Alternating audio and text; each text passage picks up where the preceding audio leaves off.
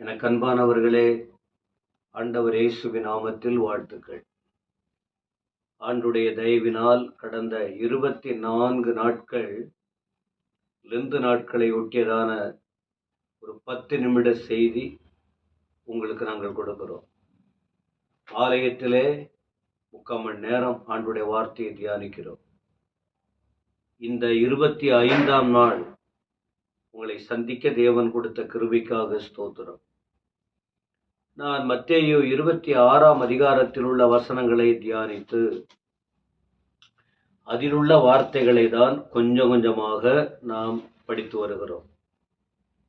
10ஆம் வசனத்தில் நான் குறிப்பிட்டேன், மத்தேயு 26 வசனம் 10. இயேசு அதை அறிந்து அவர்களை நோக்கி, நீங்கள் இந்த ஸ்திரீயை ஏன் தொந்தரவு படுத்துகிறீர்கள்?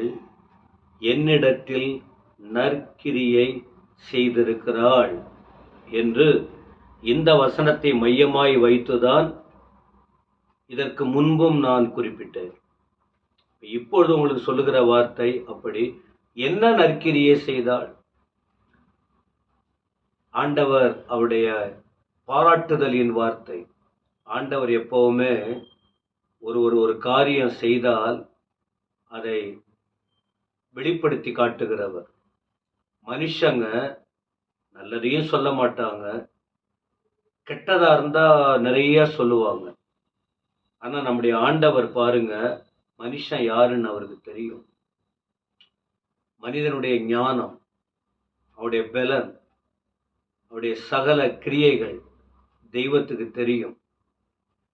அப்போ அவர் ஒரு சின்னதுனா கூட மற்றவங்களுக்கு சொல்லி உற்சாகப்படுத்துகிற தேவன்.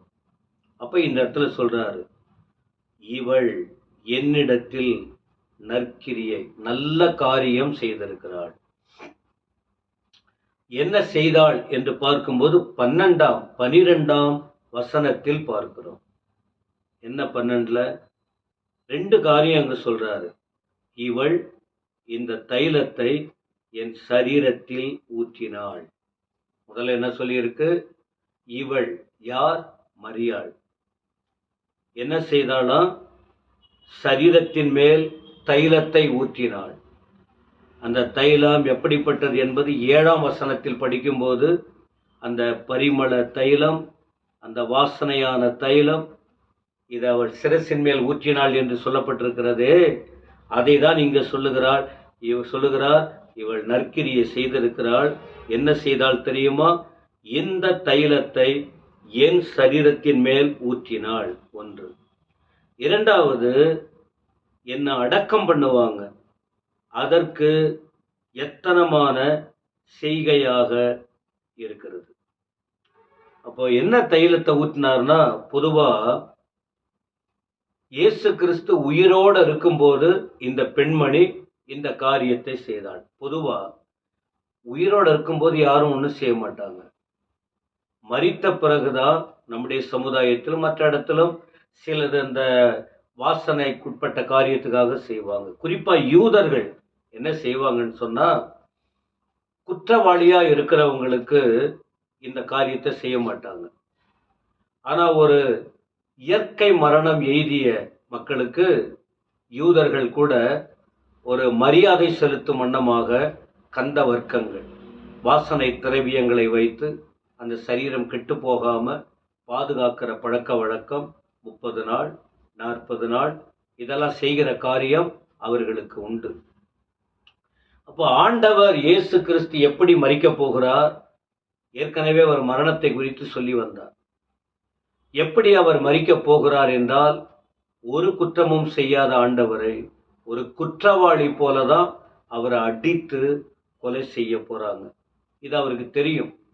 அப்படி இருக்கிறதுனால அவர் அந்த பெண்ணை பற்றி சொல்லும்போது, என்ன ஜனங்க நான் மரித்த பிறகு என்னை என்ன செய்வாங்க தெரியாது.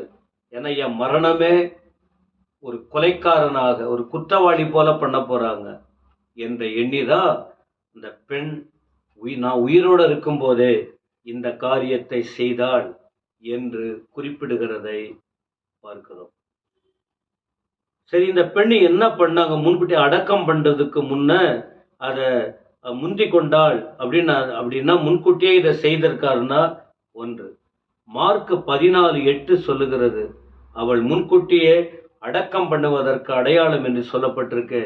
பாருங்க, மரியாள் தன் இயன்றதை செய்தாள்.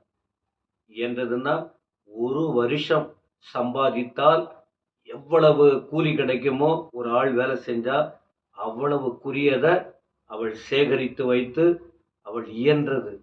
பெரிய காரியம் பாருங்க. இயன்றதை செய்தாள். நாம கூட ஆண்டவருக்கு நமக்கு நல்ல வாய்ப்பு கர்த்தர் கொடுத்திருக்கிறார். இயன்றதை, நம்மால இயன்றதுன்னா என்ன? நம்மால என்ன முடியுது? ஊழியமா, ஜபமா, கொடுக்கிறதா, உழைப்பா, எதுவா இருந்தாலும் நம்மால முடியாத ஒரு காரியத்தை அவர் கேட்க மாட்டார். நம்மால் முடிந்ததை செய்யணும். நீங்க ஒருத்தவங்களுக்கு நீங்க செய்யக்கூடிய காரியத்தை நீங்க செய்யலன்னா செய்யாம இருக்கக்கூடாது. உங்களால முடிந்ததை செய்யணும் என்று வேதம் சொல்லுகிறது.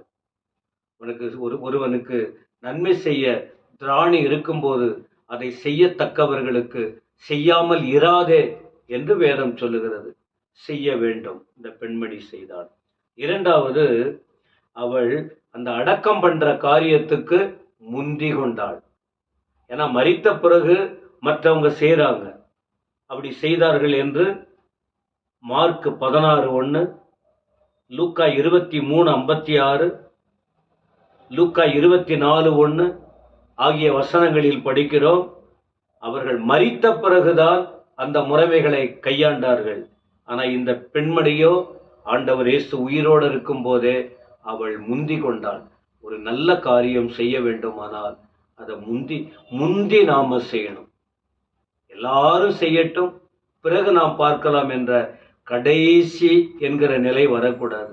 எப்பவுமே நாம முந்திக்கணும். நல்ல காரியத்திற்கு, கடவுளுக்காக, ஊழியத்திற்காக, தெய்வீகத்திற்காக முந்திக் கொள்ள வேண்டும்.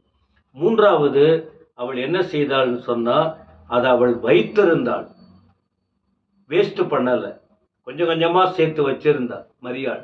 எப்படி அது அவளுக்கு தெரிஞ்சது அப்படின்னா, அவள் ஒரு ஜெபிக்கிற பெண். நேற்று சொன்னமே, வசனத்தை கேட்டவள், அவர் பாதத்தில் அமர்ந்தவள். அவளுக்கு ஆண்டவர் உணர்த்தினார். உள்ளத்துல உணர்வு ஏற்பட்டது, நம்ம ஆண்டவருக்கு இதை செய்யணும்னு. ஆனால் அவளுக்கு தெரியாது இப்படிப்பட்ட ஒரு காரியம் நடக்குதுன்னு. ஆனா தன்னை அறியாமலே இந்த காரியத்தை செய்தாள். அதன் பிறகு ஆண்டவர் இதை மற்றவளுக்கு வெளிப்படுத்தி இப்படி செய்தாள் என்று சொல்லுகிறார். யோவான் 15:7. எனவே இந்த வார்த்தைகளை கேட்கிற அருமையான தேவ ஜனமே, என்ன நற்கிரியை செய்தாள் என்றால், நாம இந்த குறிப்பிட்ட வசனங்களை நீங்கள் பார்க்கிறோம். ஆண்டவர் இயேசு இந்த உலகத்திலே வாழ்ந்து மரித்து அடக்கமன விட்டு உயிரோடு எழுந்தார். 2000 வருஷம் ஆயிடுச்சு. இன்னைக்கு அவர் உயிரோடு இருக்கிறார். அவருக்காக நாம் என்ன செய்து கொண்டிருக்கிறோம்? நாம உற்சாகமா முன்னாடி செய்யறோமா? நாம லேட் பண்றோமா? அதற்காக நாம ஆயத்தப்படுத்துகிறோமா?